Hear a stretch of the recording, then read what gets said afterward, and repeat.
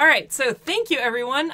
We are here. This is our Astrometrics episode club where we are going to be talking about science of science fiction. And my patrons, and thank you for following. We're jumping right in. My patrons this week chose, they chose 3 of the 4 solutions. It was a 3-way tie. So we're just going to do week to week to week. But we are going to do Next Generation, Yesterday's Enterprise, and Parallels. So we're going to be talking about the science behind them. There's a lot of head effort that's going into this.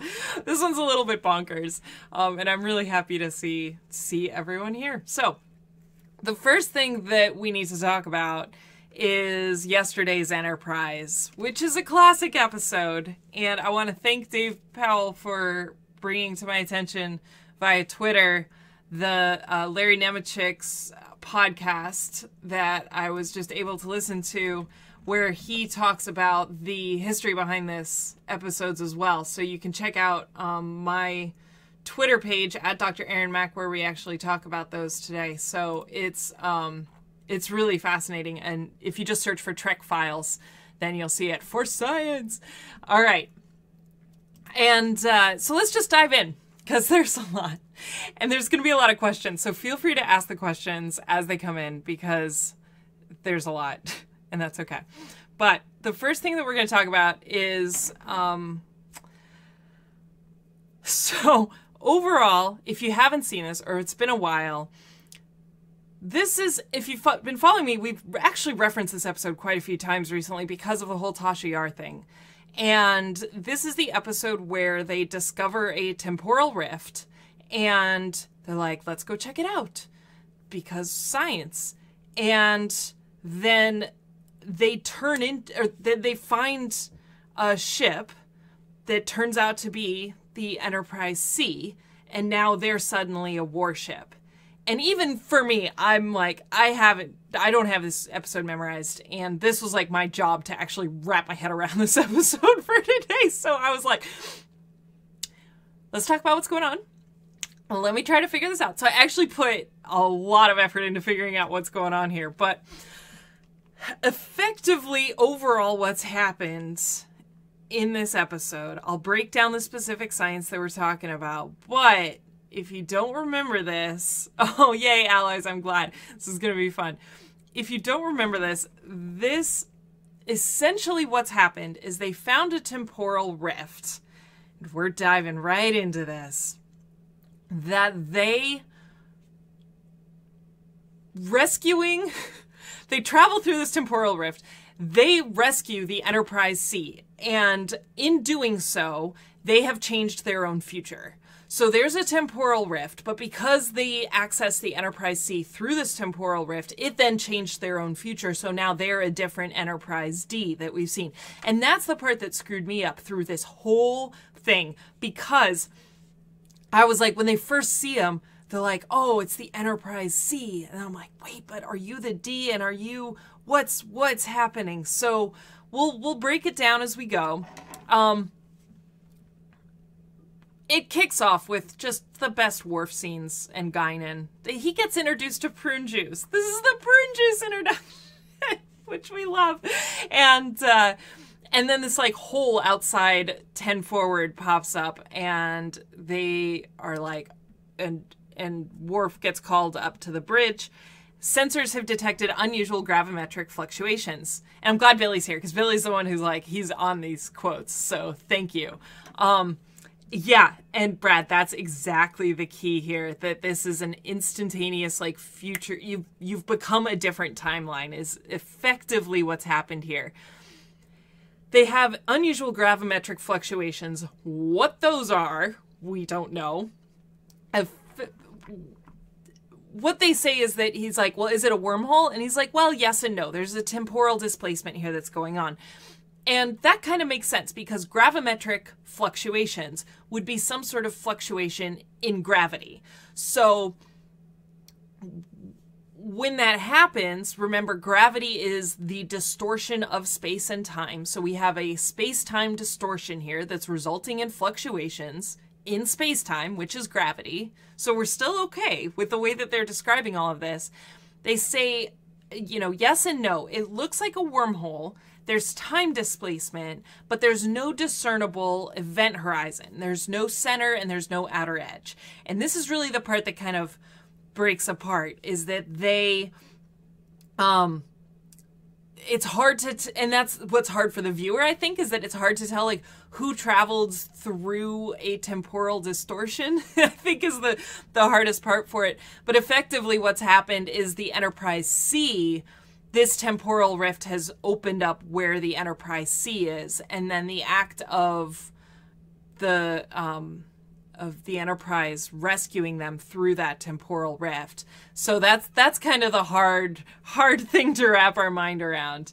And because there's enough comments in the chat here, the warrior drink. We love our warrior drink.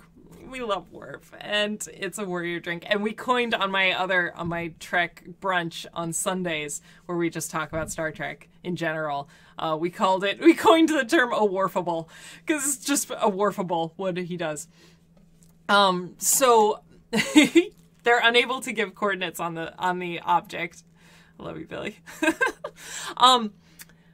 They start calling everyone to the war room, and this is a really fun moment here, because this is the other reason that we brought up yesterday's Enterprise recently, was actually because of the cetacean ops. This is the canonical mention of cetacean ops in this episode. But when I do my episodes for this, when I'm doing my prep, it's one of the reasons I don't do these live, is because I pause it constantly and I keep the subtitles on so I can catch all the techno babble. And they do change the techno to, they clearly say cetacean ops, but the subtitles are changed to station ops. So this is, so they retconned within their own subtitles. They changed it to station ops, but it is the only canon mention of cetacean ops. In other words, for those of you who weren't on our other chat last week about whales, the one with the whales, the schematics for the Enterprise D have a cetacean ops where whales hang out, and yeah. Oh, hey Larry. So yeah, no worries. It was awesome. So Billy has a question that Data said the dynamics of the radiation patterns. What types of radiation patterns would there be? That's a really good question. So there is a visuals, and oh, thanks, Erin. Someone says you should see the dolphins. That's right. They don't mention cetacean ops, but they mention that you should see the dolphins. But the fact that we can see something outside the viewport from 10 forward indicates that there's some electromagnetic component to this temporal rift. Because we can see it. It makes Guinan and Worf both look out the window. Now, that's not to say that there's some sort of weird filters that they have on these, you know, for various astrophysical phenomenon, because you don't want to stare directly at the sun. You want to have some filters, you know, as you're traveling through space. But there is some electromagnetic component. But when Data is talking about the dynamic of the radiation patterns, and even they say, like, they put in their war log that they are investigating an unusual radiation anomaly, there has to be some electromagnetic component. It could be a lot of things, right? It could be neutrinos. It could be photons. It could be normal light, electromagnetic radiation. And but it could also be gravitational radiation. Now, that's a special place in my heart because that's what I did my research in, so I'm a little bit biased on that side. I love me my gravitational waves, but they don't necessarily explicitly call those out. But we have radiation patterns, we have gravimetric fluctuations. We can think that these are ripples in space-time. So it kind of works. It's not the worst thing here. Now, one of the things that they do talk about, and I'm sure Billy will be on this one too, once they've established that there is a temporal rift, they say, this took me a while to get down, the formation of the Kerr loop from superstring material, which requires high energy interaction in the vicinity for a structure. In other words, it's not stable. Okay. So the formation of a Kerr loop isn't a thing. It's spelled Kerr. That is named after a gravitational astrophysicist, theoretical astrophysicist, Kerr, And there are things that are called Kerr black holes. And what they are, without breaking everyone's brain, because if you thought the technobabble here was bad, once you start actually doing general relativity, the technobabble gets really bad. But a Kerr black hole is a rotating, axially symmetric black hole with no polarization. So it's a rotating black hole, is effectively what a Kerr black hole is. And so I think they just pulled Kerr from the idea that he's got, that he's a general relativity astrophysicist and was known for complicated things here. So, I love you, Billy. Thank you. But yeah, Kerr loop isn't a thing, but the Kerr equations are solutions in general relativity, a spinning black hole being one of those that is perfectly symmetric and it's spinning, but it doesn't have any polarizations and it's perfectly round, is a solution to the Kerr equations. And Kerr equations are one of these super ridiculous things that once you get into like grad school or senior level general relativity, it's kind of like the Schrodinger equations, that there's only a few actual solutions that you can plug numbers in and get an answer, because there's so many variables and parameters to it that we just call them very highly nonlinear equations. They're really hard to solve is the simple answer there. But Kerr equations are a part of general relativity, and so that's why they mentioned Kerr loop. And even though Kerr loop isn't a thing, we can take that into the science fiction realm and say that there is some sort of temporal like solution. If you take the temporal component of space-time, you can find a solution to Kerr's equations in a loop, and we'll call it a Kerr loop. It's fine. It works. I'm good with that. Super, super fun to think about. And yeah, the whole high energy, so from superstring material, in this episode and the next one that we're going to talk about, which are separated by 4 seasons, we're from season 3 to season 7, there's a lot of string theory components here. And it's one of the things that I love about Next Gen is I think it's one of the, like, as a viewer, it's not terribly dated. You can watch it, the stories are universal, we can watch it 30 years later and relate to them and understand sort of what's going on and not just be finding all of these, flaws of being like, where they mention, hoverboards in 2016 and that sort of thing. It's timeless in that sense. But the technobabble that they use in Next Gen really dates the show because they reference very specific scientific advances that haven't necessarily been disproven, but have since kind of fallen out of favor or found other applications. One of my favorite examples of this is not just the string theory side, but when they talk about how the artificial gravity generators on the Enterprise D works, we have, oh God, my brain just blanked, farted on that one. We have a physics field that was very popular from there. So I'll remember it at some point. It'll jump back into my brain. We all know that I'm terrible at trivia and remembering specifics, which is why I take notes. So, but yeah, this is straight up string theory here. And so when we're talking about superstring material, in string theory, it's this idea that you break subatomic particles way, way, way down until, until they, you break subatomic particles all the way down below quarks into their most fundamental particles. String theory says that completely broken down, smaller than quarks, all matter is vibrating strings that vibrate at specific frequencies. Pim particles. You can think about that as well. But that was another stream. I promised we'd do Pim particles another time. So superstring material it really just, it's calling out string theory, but it's not calling it necessarily anything that would apply to this specifically. And then saying that they require a high energy interaction in the vicinity to have for such a structure to be formed. They have done this a lot, and they actually do this in Parallels as well. When they're trying to figure out what happened, they do talk about high energy causing rifts in space-time, which is solid and accurate. I've talked about this in some of my other stuff before, but if we talk about the fabric of space-time, and if you're playing with distortions with it, normal distortions of space-time are caused by mass. So if you have a planet, if you have a star, if you have a neutron star, if you have massive objects, you're going to distort space-time. But if you don't have mass, you can utilize the mass energy equivalence, which is E equals mc squared, and you can theoretically distort space-time with an equivalent amount of energy.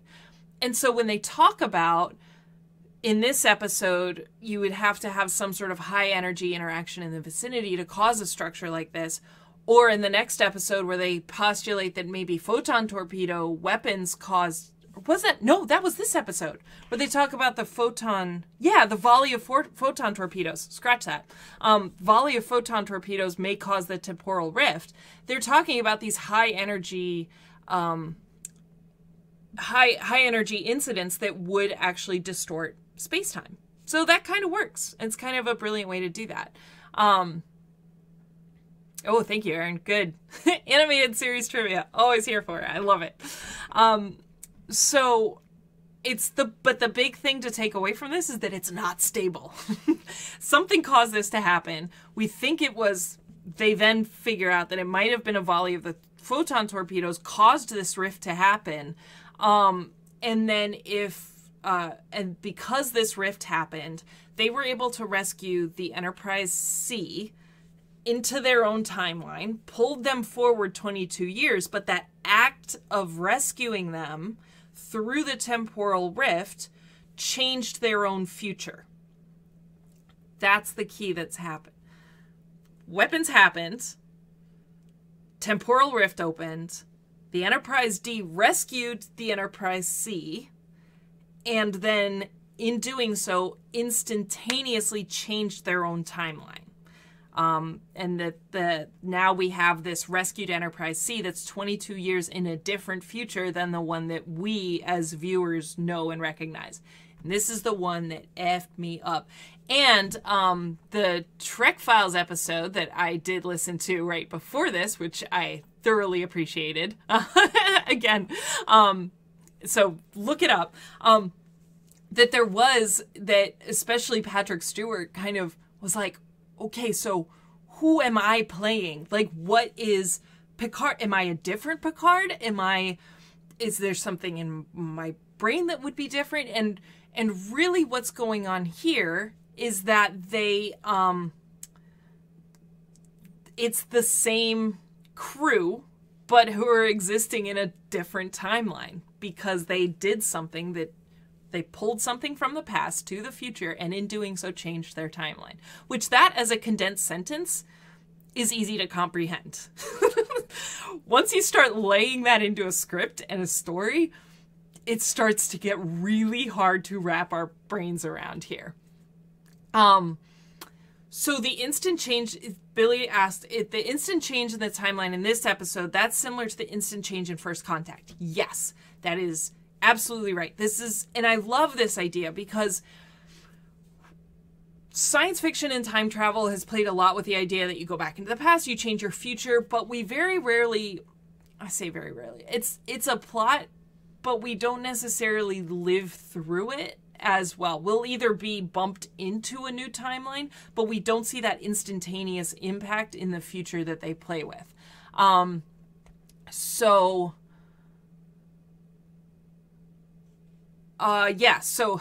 I was reading the questions here. Erin said they are arguably different as their entire history is different and much of what we are is from our environment. So yeah, from an actor's perspective, you could say, Sir Patrick Stewart, play Picard as ever you would. We can't necessarily go into all the motivations of this new Picard. This is just a new Picard that is existing because of the actions that a different Picard took in rescuing the Enterprise C. And they kind of allude to that throughout, right? This idea that that this is a battleship, that they're at war, that they have been at war for decades now, and that realization that if the Enterprise C does die in the past, and if they were abandoned, then that's an entirely different timeline that would play out. And yeah, that's fair. And Valencia mentions the Kelvin Kirk being different from the Prime Kirk. That's correct. And I think that's kind of a more standard time travel story that we are comfortable with, that we have seen. We see the time travel happen, and then we live in that new timeline, and we exist throughout that.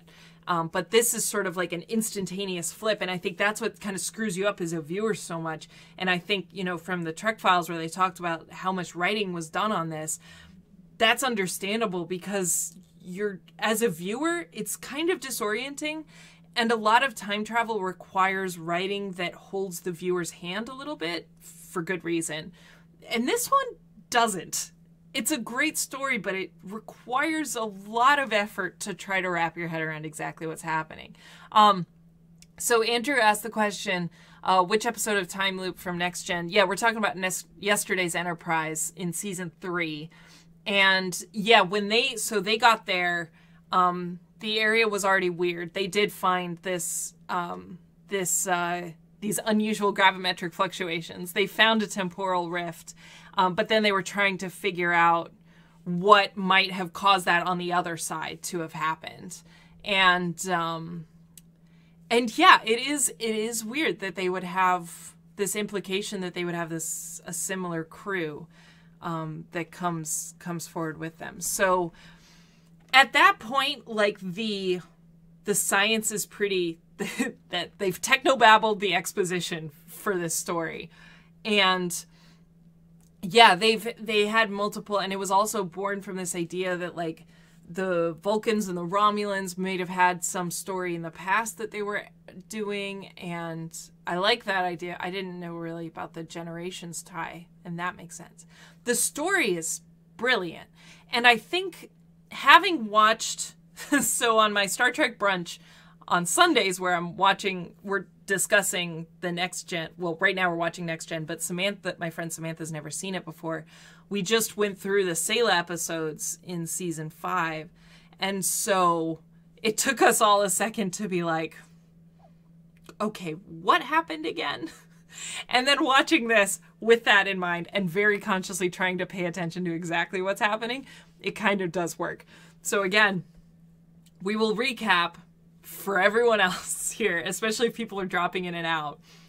A temporal rift is observed. The Enterprise we know and love is observing it, and then they get a distress call that seems to be coming from this, and there's a ship present. They pull the ship out, they rescue the crew, they try to connect with them, they realize it's the Enterprise C. But that second that they pull them out and connect with them and get that distress call, it's a different Enterprise, because that act of observing, we could say the act of observing and getting that distress call from the Enterprise C through the temporal rift changed their timeline instantaneously. And one of the things that changed is that Tasha Yar is now alive in the future, and Guinan. And so Andy asked about if Guinan, how does Guinan know? Guinan is Guinan. I mean, to the point that I love too, that everyone is like sitting in the ready room and they're all just like gossiping about Guinan. They're effectively like, maybe her species experiences time differently, and they do try to break that down a little bit. And so they try to figure out what's actually going on.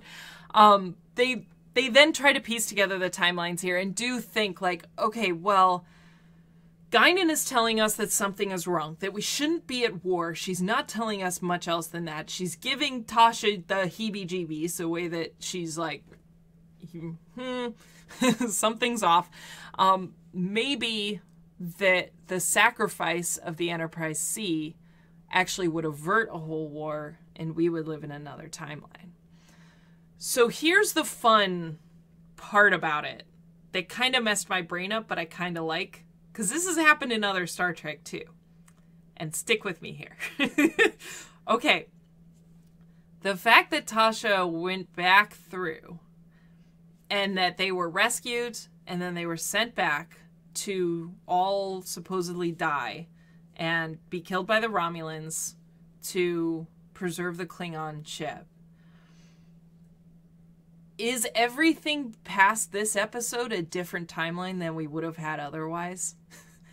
They restored 99% of it. This is the equivalent of like the Avengers bringing the baseball glove through, right? This idea that you diverge a timeline because of time travel, but it's imperceptible for like 99% of it. And so the big picture of having the Enterprise C destroyed and being sacrificed for the Klingons managed to avert war and gave us the Enterprise that we know and love. But the fact that there was a back and forth and that Tasha did go back through, would have she survived otherwise? Would she have ended up captured by the Romulans and then mothering Sayla? So they're not suggesting it. I'm suggesting it. But, ooh, Twin Pines Mall versus Lone Pine Mall. I like it. Exactly. Little details there. And yeah, because in the end, what happened here, but Sayla specifically calls that out later on, right? She says, like, Tasha was saved. I mean, they specifically call out this event that's happened when Sayla's explaining her origin story. And saying that she was captured by, she was like the lone survivor. Or they were all captured by the Romulans. And then she had a kid with, in the Romulan Empire. It gets very, very sort of Deep Space Nine Bajorani there. And yeah, the sea goes back. Everything picks up from where they stopped at the beginning. Everything stopped from where they were at the beginning, but were they in a slightly different timeline? That's what I'm postulating. And it's all fun. They don't actually say it and definitely argue it. And exactly, allies. Thank you. That's a point that I try to make. It's hard to articulate very well. But we talked about this a little bit when we talked about Endgame, but I'm pretty sure by the time we were discussing this, everyone had a Janeway temporal headache aspirin. And they were a little bit zoned out, which is totally fair. I was struggling through that one as well. But it's this idea of chaos theory, right? That you can alter a timeline a tiny bit, but you've changed your starting conditions very slightly. And the nonlinear dynamics of time in chaos theory cause them to, over a long period of time, diverge. But over the lifespan of maybe a human, it's not that noticeable. So that's the Tasha effect. I like it. I also like the shout out for Janeway, because when she gets called out by the temporal cops later of like, you've given us so much, we call it the Janeway effect. The amount of chaos to timelines that you have caused.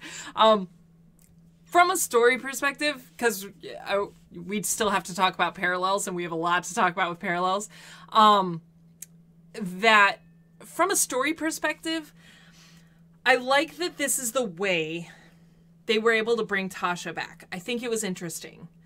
What I'm less of a fan of from a storyline perspective is I do think Tasha and Richard did have really good chemistry together, and this kind of ended on a slightly happy note of like, you're gonna die, but you're gonna die together.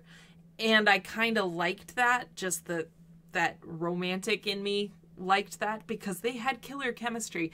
And then the whole Sayla Romulan story later, you're kind of like, ooh, that got sad and gross. So And the crew was killed after they arrived and went back would be another change. Yep, exactly. Because the captain ended up with a metal shard in her forehead. That was fun. And that was gory for Star Trek. You know, I was kind of like, whoa, whoa. That's good effects, because that was really creepy.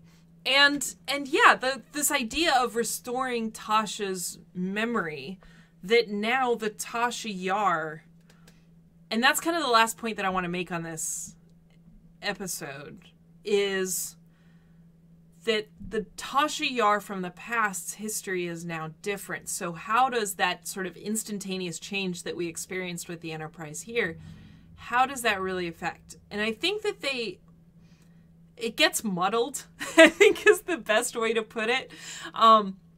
This idea that she tried to restore and have like a noble death, but does that noble death still maintain restored here? And so, yeah, because they meet her sister, and I'm trying to think about like the way Data's talked about Tasha. It does seem like they haven't deviated that much, that her death was still, what did she say? Empty, which is sad. It's really good. I agree, allies. It's really, really good. I love it. So that's that episode. The last point, yeah, the sort of philosophical point I wanted to talk about, though, that I do really like, is that this idea that we talk about, like, the grandfather paradox and time travel and all of these things of, like, you know, the predestination paradox, that if you travel through time, were you supposed to travel through time? And the way that they handle time travel in this episode is effectively like you would never know. You would just never know. Your timeline can change. We've been making plenty of darkest timeline jokes here, but we would just never know, because like the Enterprise here, they had that whole 20-year history that they had. And that there, aside from Guinan, there was no indication that there was anything wrong. So if you haven't grabbed a drink, now might be the time. But we're going to get into parallels, which might cause more headaches. So, but it is fun. And, oh, thank you, Erin. I did actually want to bring that up. The wardrobe department malfunction, which was also mentioned in the Trek Files episode, where Geordi's wearing his combat belt. That's our slightly deviated initial condition. That is indicating that we are living in a slightly different timeline. So when we are bringing up Tasha Yar's sister as an example of the fact that the timeline wasn't altered, Geordi's combat belt is the counteract to that. A canonical counter argument, not just a wardrobe malfunction, but that we are in a slightly different timeline. We'll take that. I love that. Okay, so parallels. If Obat Cat is hanging out here, we've had requests to talk about this episode for a while, and I was sent plenty of questions. Thank you. You're still here. Awesome.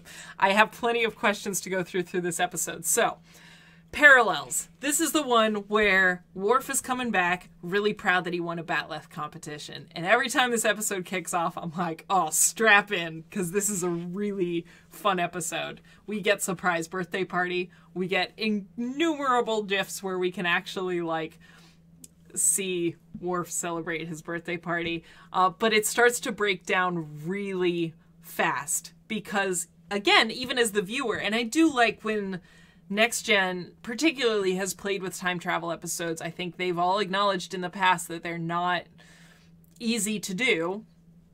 They take the viewer for a journey as well, which is really, really fun. Oh, yeah. That's right. Oh, I forgot about that. Yeah, Worf is put through the ringer in this one, and we love him. But he starts to notice things are instantly changing really fast. For example, they cut the birthday cake, it's chocolate, and then they serve up hefty portions, I'm just gonna say, that are vanilla. And he's like, wasn't that chocolate? And they're like, no. And then Picard is like, happy birthday, Worf. And he's like, I thought you were busy, Captain. So all of these changes are happening. And yeah, I mean, they would be, and as they start to piece together kind of exactly what's happened, it's interesting. they are at this array, subspace array. This astrophysics nerd in me loves me my subspace arrays. So Tyrannicus, if you're talking about like instant changes with the timeline, they would always be fast because they're instant. But I don't know if that's a sarcastic question or I'm a flippant. That was a flippant answer to a genuine question. So feel free to elaborate if you needed it. Okay. Good. Yeah, that's really funny. I love it. The Deanna Troy's face of going like, I should have made chocolate. That's adorable. There's also a great scene, too, where Deanna's talking to Worf about... Actually, there's a lot of great scenes in this episode, but I think my favorite is when he asks her to be the godmother to Alexander, and he's like, the closest equivalent would be stepsister, and then she's like, so my mom would be your stepmother. And Worf's face is priceless. We've coined this term already. It's a Worfable. It's the instant panic you can see. I mean, credit to Michael Dorn's asking there, because it's it's a very you can see the wheels of panic turning, so it's really good. Anyway, I love it. So they're getting this imagery. They stopped getting imagery from this imaging array, which is kind of cool. It's, this idea that we have these subspace arrays that are taking pictures in space, and as an astronomer that, they're being used for astrophysics purposes, and it stopped transmitting to the Federation. So they go look at it, they dig the stuff out. There's a picture of Utopia Planitia shipyards. I saw this as a trivia question this week. People were asking what the first sort of image of Utopia Planitia shipyards was that we saw. And we get to see them in this episode. And they basically conclude that there's some reconnaissance going on. But again, everything's weird. Like, it's just stuff is happening. We got to turn a Worfable into something. I'm just going to say that. The reality keeps changing, right? And he's not able to really figure out what's going on.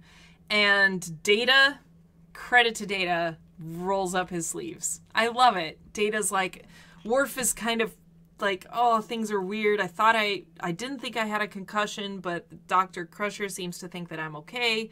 I don't understand. And Data's like, all right. This is one of my favorite things to say. Do you want solutions or comfort? It is like, you want solutions, we're going to solution this. And they start going through the problem solving. And then he realizes that the Data's doing this analysis. They piece together that Geordi is always there when he has these blips in reality. And he does a measure of his RNA. And this is where I'm like, oh, I hope I don't get asked too much biology here. But he does quickly make me feel better, because he says if we go down to the subatomic level, we're in physics realm now, there's a different quantum flux.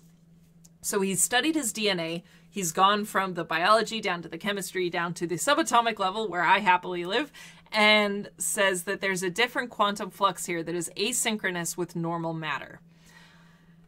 Now, they do a pretty good job of explaining the idea behind this. And this is a great episode. It's not really one of these conglomerations of different tropes in science fiction for time travel and multiverse theory and quantum physics and all of that.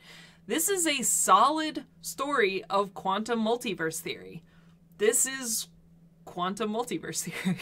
And what I mean by that is there are some layers to it, but it's this idea, again, kind of touching on the string theory component, that if you get down to the quantum level, that's where our laws of physics live.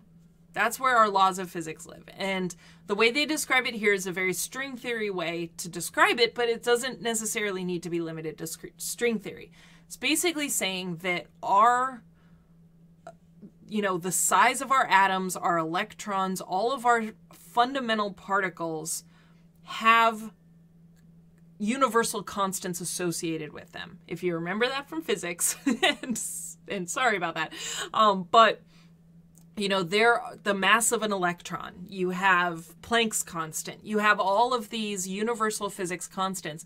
Quantum multiverse theory asks that question, well, could there be an infinite number of universes? So could Planck's constant exist in another universe at a slightly different number and a slightly different number? And every time there's a different number, you have a completely different universe. They do delve a little bit, and that's kind of the foundation of quantum multiverse theory. The extended storytelling component of that says that, like, every time you make a decision, you've spawned a new universe. That they do actually reference in this.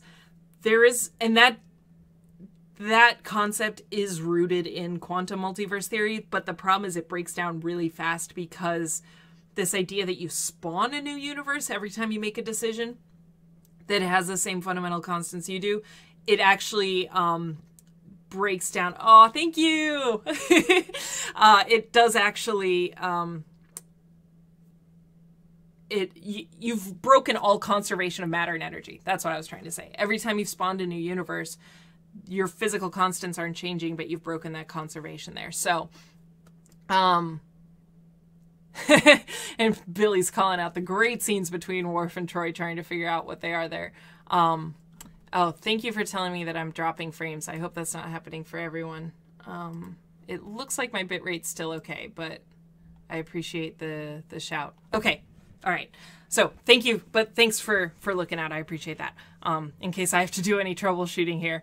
So, we've figured out that there's a different quantum flux. Again, this is rooted in physics, that we have, that it's all of our physics. It's a fancy way of saying the physical constants have changed. That's really what they're saying. The physical constants aren't the same as they were in your universe, and that's showing up in the subatomic particles in you. Okay, that works. The quantum fluctuations, everything there. It does have some great, I love people calling out their favorite Worf Troy moments here. I will post a link to this, but there is a great fan trailer called The Worf of Starfleet that was the Wolf of Wall Street. And the majority of the clips they pull are from this episode, and it's one of my favorite YouTube videos. But anyway, all right, so they start to figure out he's from a different universe. So that's one thing. Now, how did that happen, and why does he keep jumping between universes is the next sort of problem that they have to solve. I have a whole list of technobabble here that I'm trying to decipher what they did. There was a subspace disturbance. There's a quantum fissure. It was enhanced with the warp field. When you heard quantum flux and signatures drifting back to Doctor Who, I mean, it's a classic thing. And a lot of the writers I work with now use quantum as a dump code word for me to be like, come up with technobabble. So it used to be like, insert technobabble here. Now they just say it's a quantum something. You go figure out what that's actually supposed to be. So, thank you. I'm picking up a minor subspace disturbance off the port bow. It appears to be a quantum fissure in the space-time continuum. I love you guys. That's fabulous. I gotta say too, I appreciate the fact that they have the ion trails from the shuttle that say that they're using ion engines, because that's a thing that's valid. So, yeah, thank you. I'm getting to Obat Cat's questions now that we're kind of at that stage here. So the first question that we threw in here, if Worf's a different frequency, wouldn't his cells start to break down or suffer damage? In theory, yes. Because he is existing in a different physical domain. Now, it depends on what that would be, right? Because if the laws of physics have changed in these different, from universe to universe, then things like the speed of light would have changed. And so the way he interfaces with the universe, if it's only slightly off, which these ones appear to be, right? Because only slight changes are happening, it wouldn't necessarily be major. If there was a massive shift, then that would cause even more. But because these seem to be slight fluctuations, again, it's one of those things that it's not going to show up over long periods of time. And we can exactly make that argument that he could even be invisible in some of the universes. So that's a really good question. The other question I had was these DNA quantum signatures. Do we have this as theoretical? I hope I answered that. That's kind of this idea that it's not the quantum signature is just the laws of physics, is essentially what they're saying. That your subatomic particles exist in a world that have different fundamental laws of physics. Planck's constant is going to be different. Now we can science ghosts. Oh, I can science ghosts. That's no problem at all. So would that be the case in yesterday's Enterprise, but with a different frequency? So yesterday's Enterprise is using a different argument for this idea that they're in the same universe. It's just a different timeline. So their physics are all staying the same. They don't go into this idea that they are existing in a different universe, just a different timeline that has our same physics construct. So, yeah. So what would a quantum fissure look like if we could view it with current sensor tech? We don't know.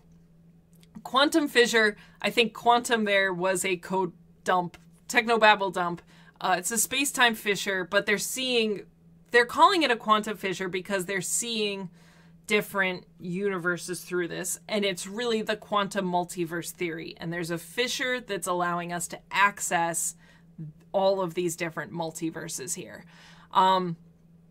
They talk about this keyhole. Thank you. Oh, Billy. Yeah, we are on the same page here. So they talk about the keyhole that's connecting all these different quantum realities. That's really that fissure that they're talking about. And what happened is that as this was going through, the warp engine tapped into the other realities. And it's a really great visual where they show the realities kind of breaking apart from that. And what happened is that Geordi's visor has this subspace field pulse, which intensified the flux. What does that mean? Which is funny because, again, on our Trek brunch last Sunday, we were watching the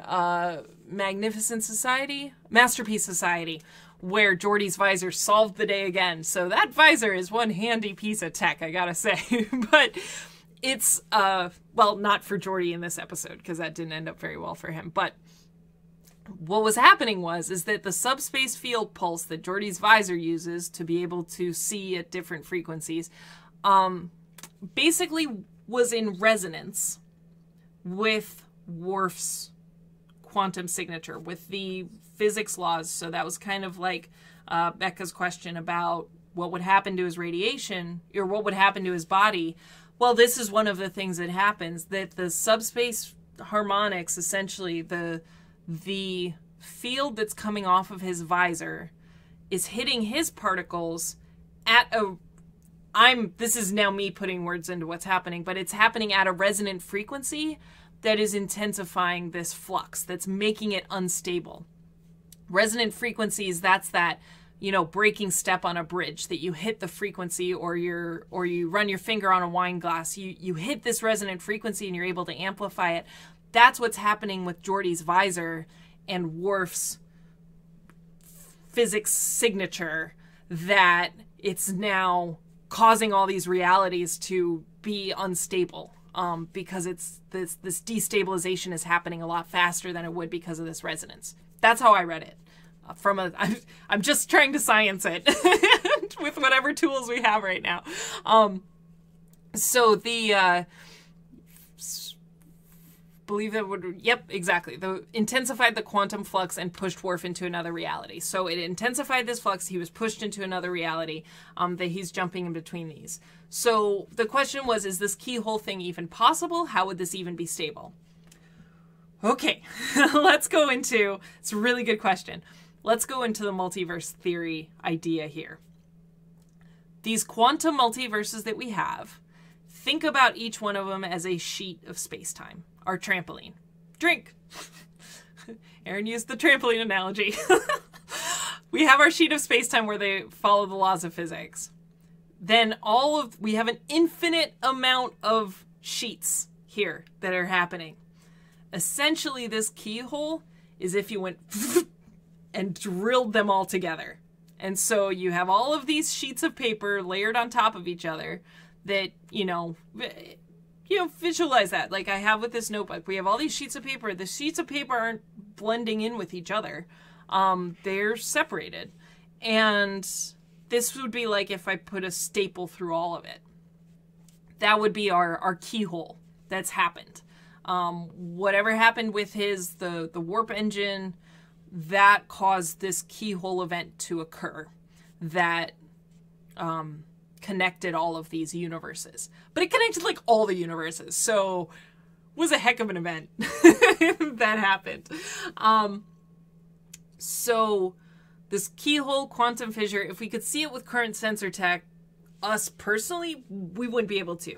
What is fun, and I'll throw it in again, is because we can detect gravitational waves now, we can detect the motion of space-time. So we could, we're definitely not there yet. To be able to detect wormholes, to be able to detect alternate universes or anything like that. But gravitational waves do allow us to detect motion in space-time that could possibly detect something like this. There are actually people in theoretical astrophysics, gravitational wave fields, that are trying to study if you have all those layers and they are rippling because of black holes, things exploding, whatever, if they bump into each other, if that causes ripples that could be detected. It's a whole field. It's very theoretical, but it's still fun and fascinating. So, all right, so that's the barriers. So the other question was, what would barriers between the quantum states look like? And that's kind of what that is. That's taking that visual of the layers of universes on top of each other. It's kind of hard to think about because we've condensed the dimensions so much that if that doesn't work for you, you're like, yeah, but our universe isn't two-dimensional, so what would that look like? Another way to think about it, and if this doesn't work for you, just ignore it. But when we talk about mattress springs, you could think of like, if you took a mattress, you had all these springs, that's like our space-time. Another universe would be if you like shoved another mattress embedded in there. So none of those springs are actually connected to each other, but you have them shoved in the same space. That you could theoretically separate them, or you couldn't untwine them, but they're not, you don't have one wire connected to another wire. They are existing independently, but they're embedded with each other. A spatial fissure, is that what you meant to say? Or the barrier could be whatever keeps the Planck constant. Yeah, I mean, that's a good question. The problem is with multiverse theory is that a lot of the cool stuff is where